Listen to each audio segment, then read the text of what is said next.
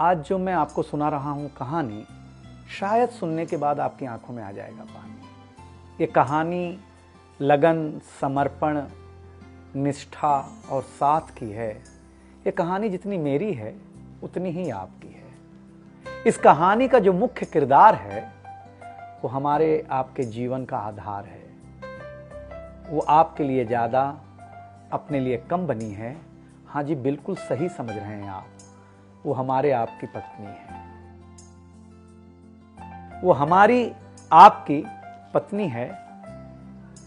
कभी आपने सोचा कि वो आप एक के साथ रिश्ता जोड़ा था, लेकिन एक के साथ रिश्ता जोड़ने के लिए उसने घर, गली, आंगन, मोहल्ला, सखी, सहेली, माँ बाप, न जाने कितनों रिश्तों से अपना मुंह मोड़ा था।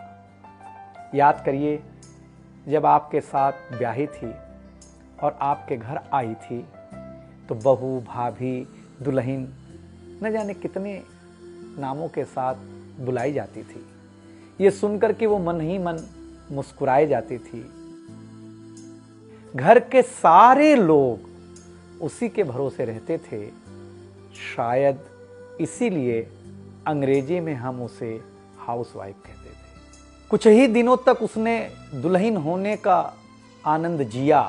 फिर झाड़ू, पोछा, बर्तन, चूल्हा, चौका, इन सब ने उसको जकड़ लिया।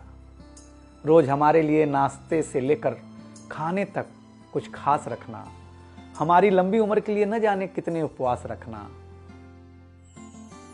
कुछ महीनों बाद किलकारी गूंजी तो सारे खौफ सजे। वो मां बनी तो हम भी बाप बने। जैसे जैसे वो उम्र की सीढ़ियां चढ़ती गई, जैसे जैसे वो उम्र की सीढ़ियां चढ़ती गई, जवाबदारियां कुछ न कुछ रोज बढ़ती गईं। एक तरफ बच्चे पे नजर, दूसरी ओर मैं ऑफिस के लिए लेट न हो जाऊं इस बात का डर।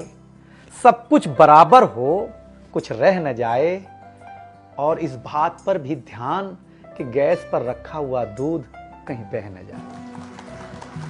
घर वालों की फरमाइशों का चूल्हा जो एक बार चलता, घर वालों की फरमाइशों का चूल्हा जो एक बार जलता, तो कब सुबह, कब शाम, कब रात हो गई उसे पता ही नहीं चलता।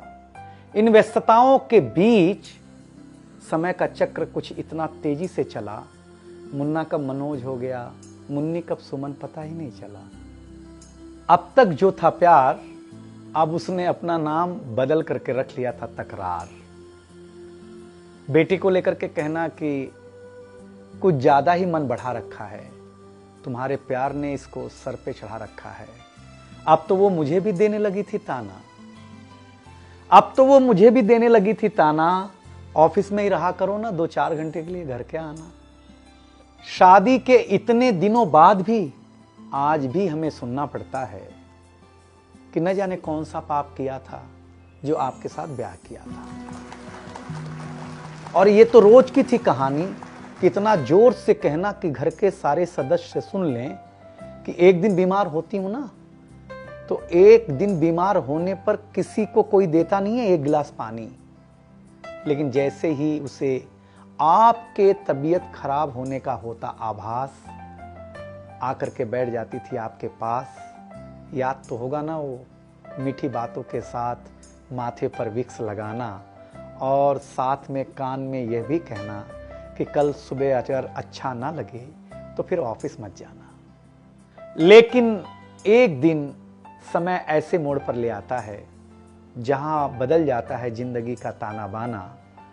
थाली में रोटी रखते हुए उसका ये कहना कि बेटी जवान हो गई है, क्या अब लड़का भी मुझे ही ढूंढने होगा जाना। शादी तय हो जाने के बाद एक एक रुपया जोड़ना, पैसे कम पड़ने पर खुद का कंगन तोड़ना, सब कुछ हो जाएगा मुझे ढाढ़स बढ़ाना, सब कुछ हो जाएगा मुझे ढाढ़स बढ़ाना। विवाह का गीत खुद रोते हुए गाना। याद तो होगा ना आप लोगों को ये गुजरा हुआ जमाना। कुछ समय बाद जब हम जवाबदारियों से मुक्त हो जाते हैं तो कुछ ज्यादा ही धर्मयुक्त हो जाते हैं। उम्र के अंतिम पड़ाव पर हम बीमारियों के बीच जीने लगे हैं। बिना शक्कर की चाय पीने लगे हैं। लेकिन सच ये है कि जब तक हमारी आपकी पत्नी साथ है, चाय मीठी हो न हो, लेकिन जिंदगी में पूरी मिठास है।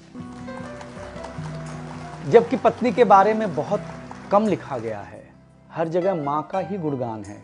मैं मानता हूँ कि माँ महान है, लेकिन आपके जीवन में आपकी पत्नी का भी महत्वपूर्ण योगदान है।